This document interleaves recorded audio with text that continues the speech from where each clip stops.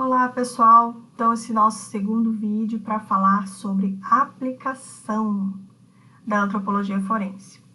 Para essa atividade específica, eu pedi a vocês que analisassem 3 casos, ok? Então o primeiro deles é o caso da fazenda de cadáveres ou cemitérios forenses. Esse caso refere-se à prática de algumas experiências nos Estados Unidos, pelo menos as notícias que nós tivemos se referem a esse país, em que se destina uma extensão, né, de terra, lugares abertos, em que há a decomposição de cadáveres ao ar livre. Para que isso?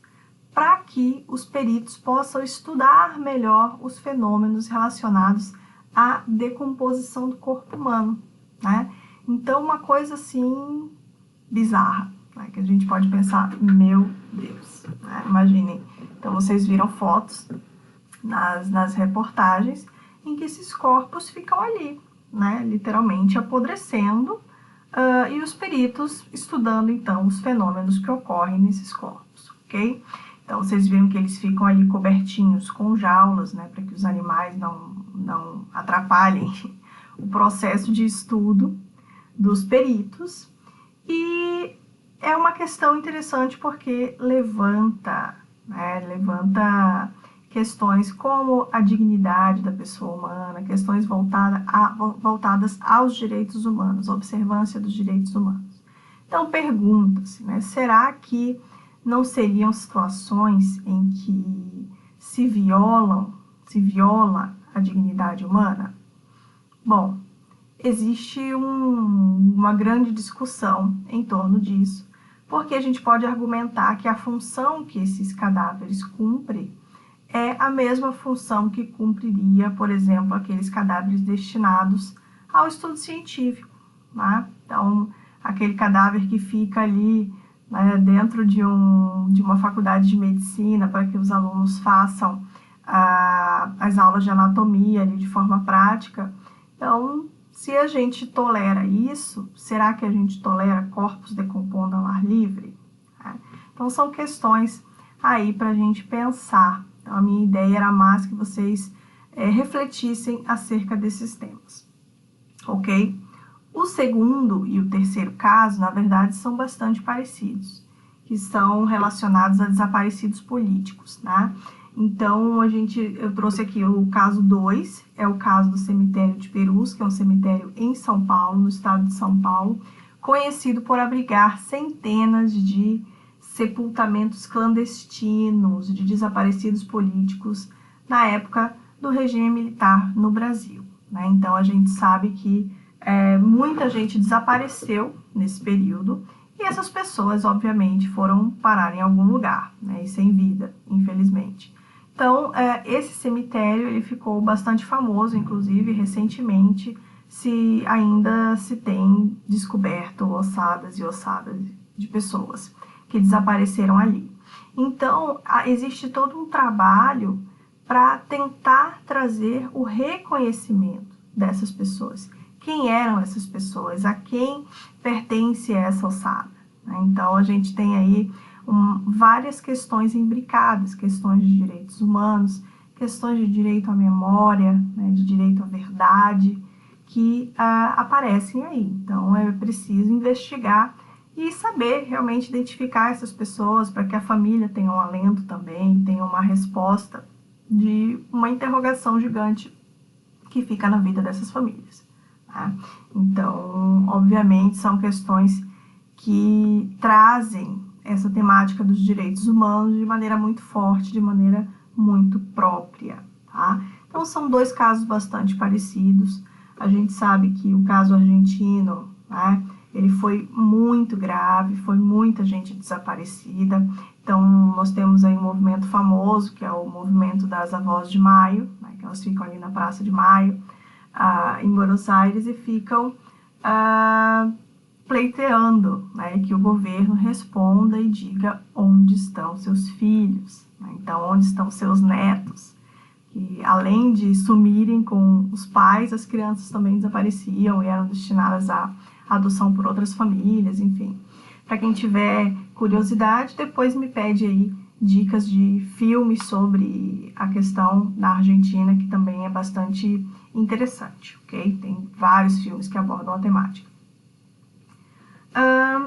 A título de complementação mesmo, eu trouxe para vocês mais algumas questões em que a gente pode fazer essa aplicação. Então, obviamente, tem vários âmbitos que a gente pode se utilizar dessa ferramenta, tá?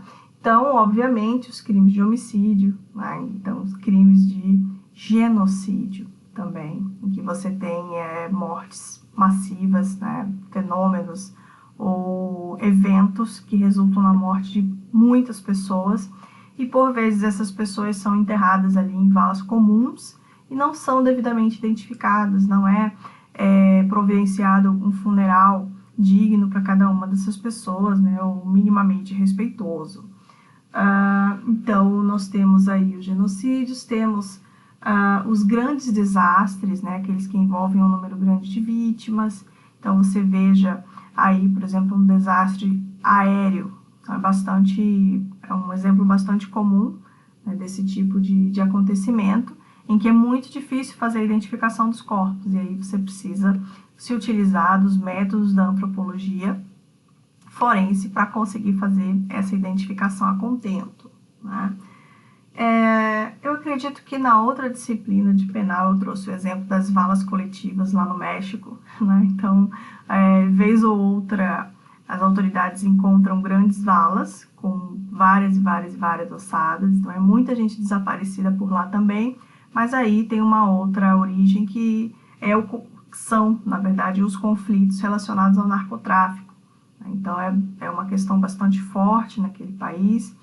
E aí você encontra valas com centenas, às vezes, de corpos. Você imagina o trabalho das autoridades para tentar identificar alguma quantidade de pessoas, né? Então, é muito complicado, e são situações que denotam, que nos fazem saltar aos olhos a importância desse tipo de trabalho, ok? E aí, vou trazer aqui um último exemplo. A minha ideia era trazer uma professora para falar com vocês a respeito desse assunto específico. Vamos ver se vai dar certo. Se não, nós teremos um outro convidado para a próxima aula. Vou ainda verificar se ela pode. Que é a utilização dessas metodologias previstas dentro da antropologia forense, que são voltadas, que podem ser utilizadas para o reconhecimento da tradicionalidade dos territórios indígenas, por exemplo. Né? Alguém sabe o que é a tradicionalidade dos territórios indígenas? Enfim, é uma das questões que, na hora de fazer a demarcação de terra indígena, precisa ser comprovado, né? Então, são feitas várias pesquisas arqueológicas, para saber, né, se aquela etnia está ali há bastante tempo. Como que a gente verifica isso? Através de vestígios arqueológicos que possam vir a ser encontrados naquele local. Vários, digamos, indícios de que essa etnia ocupa, né, ancestralmente ou tradicionalmente esse lugar, tá?